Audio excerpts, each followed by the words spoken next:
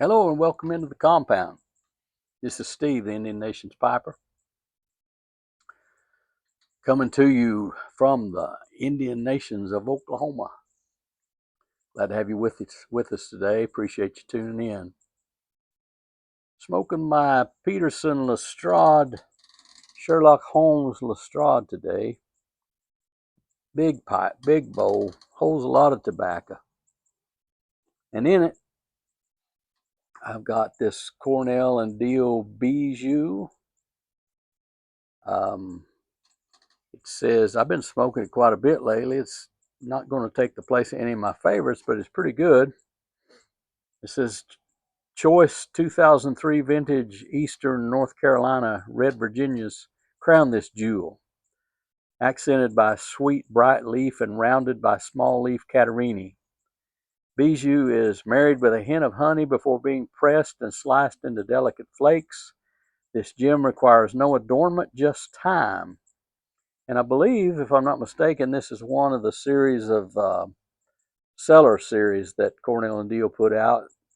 It says estimated peak 10 to 15 years. Well, in less than a month, I'm going to be 68 years old. I may not be around in 10 to 15 years, so I thought I'd go ahead and smoke mine now. So it may get better with age, I'm sure it does, but I'm pretty satisfied with it right now. I may not be here in 10 to 15 years. I hope I am, but who knows?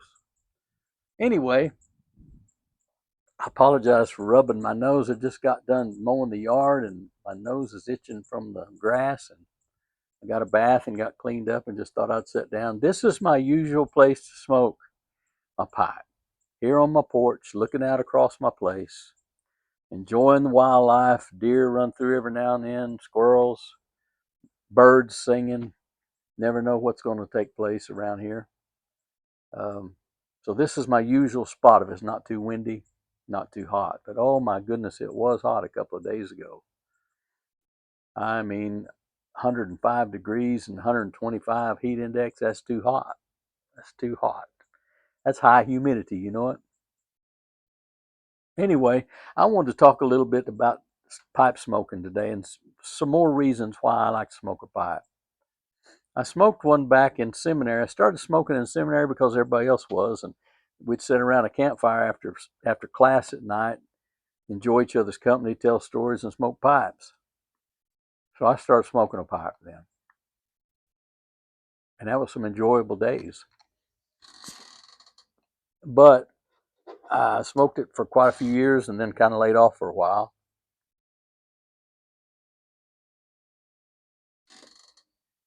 But I started smoking a pipe again because it kind of takes me back to older days. And I like older days. I think the world's moving too fast.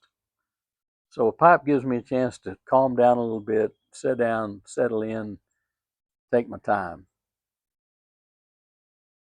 And it's kind of a throwback to another time. And it's a little bit of uh, I don't know what you'd call it, polite anarchy against the system today. I don't know what you'd call it. But there's another reason that hit me the other day, and I didn't realize this. But I told you before, my grandfather, my grandpa on my mom's side, he smoked a pipe. He rolled cigarettes, and he was an old time preacher, butcher, had his own slaughterhouse, and he was born in Tahlequah Indian Territory, 1901. And my grandmother, his wife, was born in Cane Hill, Arkansas, 1902. So they were some old timers, you could say. Sadly, my grandpa passed away in 1977 when I graduated high school the year before. And I miss him and I think about him a lot. And I mentioned on one of my other videos that I had bought some Prince Albert. I hadn't tried Prince Albert since I was in college, my first year of college. I started rolling Prince Albert because it was cheap. Papers were cheap. And I hadn't tried it in a long time, but I got some and I tried it, liked it. Of course, you know Prince Albert. It's no frills, it's no designer tobacco, but it's always steady and it's always there, uh, which is probably why it's still around. And I don't know about you, but I I can't smell the room note of the tobacco that I'm smoking at the time. Now, if somebody else is smoking a pipe next to me, I can smell their tobacco, but I can't smell what I'm smoking. I don't know if y'all are like that or not. But I was sitting on the porch here one day smoking my Prince Albert, and a FedEx or UPS truck or some delivery truck pulled up and had a package for my daughter-in-law next door. Like I said, we live on the compound here, so my sister calls it the compound. So I just stuck my pipe in my mouth and wandered across the yard to my daughter-in-law's porch to leave her package there.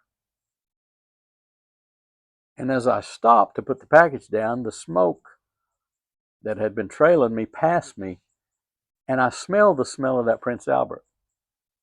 I don't know if you've ever had this experience or not. I'm surely you have something where you've had a smell or a sound or a noise or a song or a sight that brought back memories just all of a sudden, just flooded you with memories.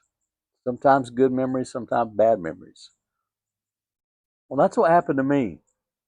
I stopped, I smelled that smell of Prince Albert go past me, and my immediate thought was, Grandpa. That's how my grandpa smelled. And it reminded me of my grandpa. And I tell you, I love that old man. He used to take me fishing with him all the time. After he retired, Grandpa never got in a hurry. He never got excited about things. Customers could be lined up 6 deep at the slaughterhouse. My mom and dad and others would be in a panic trying to get them waited on. Grandpa would be over in the corner telling some tale or talking about the Bible or something. And Grandma would say, Henry, we need some help over here. And he'd turn to look and he'd say, I'll get to it in a minute, Mother. But his minutes kind of stretched out sometimes. But I said that to say this. We went fishing one time, and when you went fishing with Grandpa, you went fishing, brother. You got up way before daylight and got ready, packed your bag with 2 or 3 cans of Vienna sausage and a sleeve of saltine crackers and a humongous jug of water. Wasn't even ice water, it was just water from the well. And we packed up every fishing pole that Grandpa had, 15 or 20 of them in the back of that truck, and we headed out.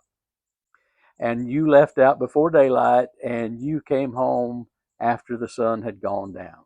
Now, that was really fun for a while for a young kid sitting on a riverbank, hungry, bored, not catching anything.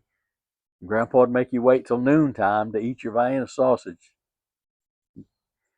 and, and eat your crackers and drink your water. And then that was it. Fun was over till dark time. But I love spending time with him because he always told stories. He always gave me life lessons. He always imparted his wisdom to me, and I really appreciated that. Not so much at the time, but later on I did. One day he wanted to go fishing at Lake Uchi. He'd never been to Lake Uchi, but oh, he heard about what a great fishing spot it was.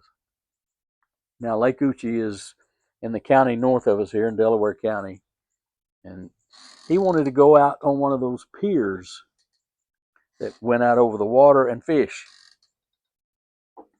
Well, in his older years, Grandpa had worked on concrete floors and stood on concrete all of his life, butcher shops and things like that. And his feet had got bad on him, hurt. His hips hurt. He had trouble walking. So he took to wearing an old worn out pair of leather house shoes that were lined with felt. And that was his shoes most of the time. those leather house shoes. I remember those leather house shoes and those striped overalls and that straw hat. That was his daily attire.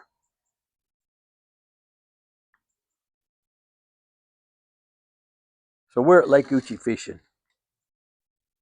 He's got all of his poles lined up, every one of them, and he couldn't keep up with them. The fish would be biting on one end, and he'd be running to that end while they were biting on the other end, and he'd miss them all. Every now and then he'd snag one. And we'd been fishing for a while.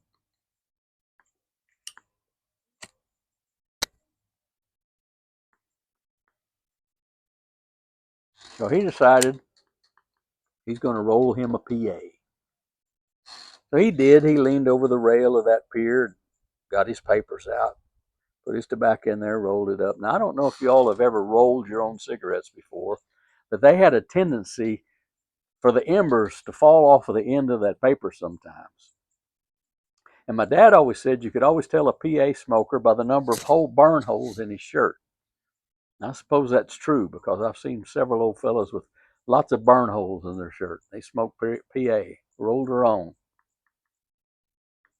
Well, Grandpa got his going real good, got about halfway through his cigarette, and that hot ember fell off the end of the cigarette, went down his overall leg, and went inside of the top of his house shoes that he was wearing and began to burn a hole in his sock right through to the skin. And when that hot ember hit that skin, he kicked his foot out. And when he did, that house shoe came off and went shooting out into the lake. Luckily, it landed bottom down, and it was just looked like an old worn out leather canoe floating on the water out there. Me being a little kid, I was all excited. Grandpa, you lost your shoe. You lost your shoe. I know, honey. Just take it easy. So he reeled in one of his lines, and I'm all panicking. How's he going to get his shoe back? How's he going to get home? He's not going to have a shoe on one foot. Get off of these rocks and get home. He didn't get excited at all. Reeled in one of those lines, took the hook off of it that he had on it, took his time, looked through his tackle box, found another lure that had a treble hook on the front and a treble hook on the back, and he took his time tying that onto his line. And with that lure with those two treble hooks on there, he started throwing that line out there trying to catch his house shoe that was floating on the water. Now, Grandpa never got upset. He never panicked. He didn't seem like it bothered him, but that was his normal way of life. And I'm just on pins and needles over there hoping that he could catch his shoe. So finally, after 8 or 10 casts out there, he finally landed one on that shoe, reeled it in, pulled it up, slipped it back on his foot, and just went back to fishing just like nothing had happened. That was my grandpa. He was slow moving. He was serious talking. He had a good laugh from time to time. And he had all kinds of wisdom. And just for that moment, when that smell of that Prince Albert pipe smoke passed me in the yard, it brought back his memory just for a second.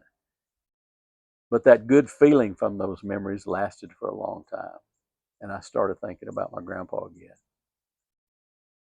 So anyway, I hope you guys have had a good day, and I hope I didn't bore you with my story. If you're still here, I appreciate you watching.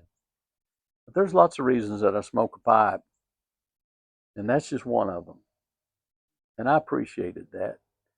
That was a feeling and a thought and a message that I needed for that day. And it was kind of like my grandpa was still with me. And I miss him. He's been gone since 1977, like I said, but I know I'll see him again one day because he was a good old Christian man, a good old country preacher, instilled in me the fear of God, and I plan on meeting him again one day if I can hold on to this thing and make it to the end. So anyway, I hope you enjoyed my story, and I know that you've got stories like that too. Put something in the comments. Let me know your thoughts about it. Let me know if you've tried this tobacco, this Bijou. It's not too bad. So anyway, thanks for listening. Have a good day, and we'll see you again next time, Lord willing. Bye-bye.